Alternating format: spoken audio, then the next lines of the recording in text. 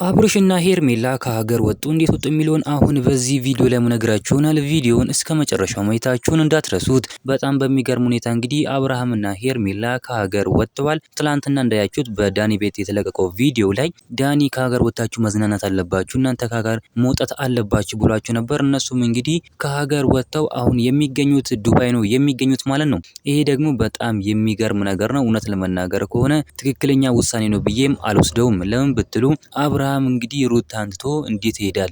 ሩታ እዚህ ልጁን ታቀፋ ቁጭ ትላለች። ሩታ እዚህ ከልጁ ጋር እዚህ ትጨነቃለች። ነገር ግን እሱ በጣም በሚገርም ሁኔታ ማለት ነው ለመዝናናት ዱባይ ድረስ ይሄዳል። ይሄ ደግሞ ተገቢ አይደለም። ፍትህ ለሩታ፣ ፍትህ ለልዑሌ ማለት እንፈልጋለን። አሁን ለሩታ ያለላት አንድ ሰው ብቻ ነው። እሱም ለሩታ ያለላት አንድ ሰው ኤፍሬም ብቻ ነው ማለት ነው። በዚህም እንግዲህ ኤፍሬም ብቻ ነው አጠገቡ ያለው። ስለዚህ እሷ ደግሞ በቃ የሆነ ትጎዳለች ማለት ነው። ይሄ ደግሞ በጣም መጥፎ ነገር ነው። ኤፋ ወንድማችን ብቻ ነው ከአጠገቡ ያለው ሁሌም የማይለያት፣ ሁሌም የሩትዬ መከታ ሆኖ የሚያገለግለው።